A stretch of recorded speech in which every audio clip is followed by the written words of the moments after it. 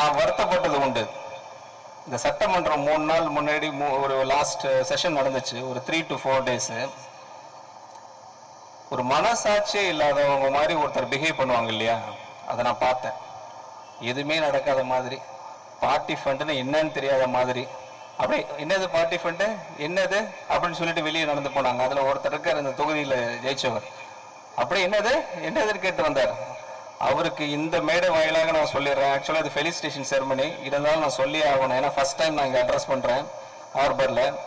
வரப்போகிற சட்டமன்றத்தில் செஷனில் நீங்கள் கண்டிப்பாக பார்ப்பீங்க, ஒரு தனியாக ஒரு அறிக்கை ரெடி பண்ணிட்டு இருக்கிறோம், ஒரு ஆடிட்டிங். அந்த ஆடிட்டிங் ஃபைலை தாக்கல் பண்ணுறோம். அன்னைக்கு இருக்கு உங்களுக்கு அந்த ஊழல் பட்டியல் என்ன நடக்க போகுது உங்களுக்கு தெரியும். என்ன நடிப்பு, எங்கள் தலைவரே அந்த நடிப்பை விட்டுட்டு வந்துட்டாங்க. நீங்கள் என்ன நடிக்கிறீங்க? மரியாதை இல்லாமல் முதல்ல பேச கற்றுக்காதீங்க. முதல்ல மரியாதைன்னு என்ன தெரியல, உங்கள் வளர்ப்பு அப்படி இருக்கு. எங்கள் தலைவர் ஒரு வார்த்தை அப்படியே அமைதியாக அழகாக ரெஸ்பான்சிவாக ரெஸ்பெக்ட்ஃபுல்லாக பேசுகிற தலைவர் எங்கள் தலைவர். எங்களுக்கெல்லாம் அப்படி தான் ட்ரைனிங் கொடுத்துருக்காரு.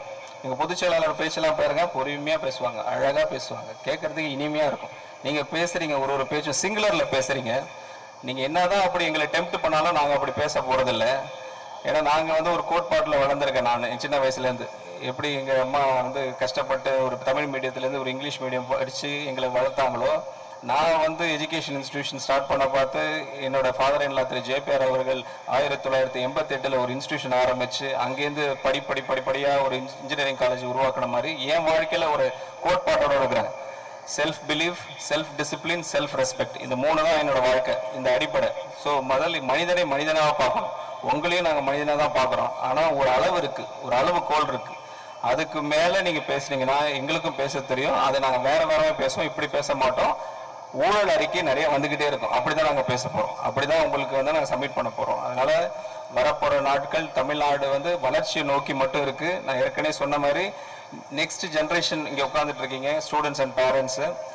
இந்த ஸ்டூடெண்ட்டுக்கு சொல்கிறது ஒன்று தான், அகெயின் திருப்பி சொல்கிறேன், கரப்ஷன் இல்லாத தமிழ்நாட்டில் நீங்கள் வாழ போகிறீங்க. 100% கேரண்டியாக இருங்க. இதை ஸ்பாயில் பண்ணுறதுக்கு சில பேர் பேசிகிட்டு இருக்கிறான், 60 நாள் 3 மாதம் 5 மாதம்னு. அவங்க தான் 5 மாதம் 6 மாதத்தில் ஆளே இல்லாமல் அட்ரஸ் இல்லாமல் போகிறாங்க. அதனால் நீங்கள் be sure that you are in safe hands under the leadership of the Honorable Chief Minister Thiru C. Joseph Vijay. உங்களெல்லாம் மீண்டும் ஒரு முறை வாழ்த்துக்கள் சொல்கிறேன். கான்ஃபிடண்டாக இருங்க. God bless you. Peace to you all. நன்றி, வணக்கம், தேங்க்யூ.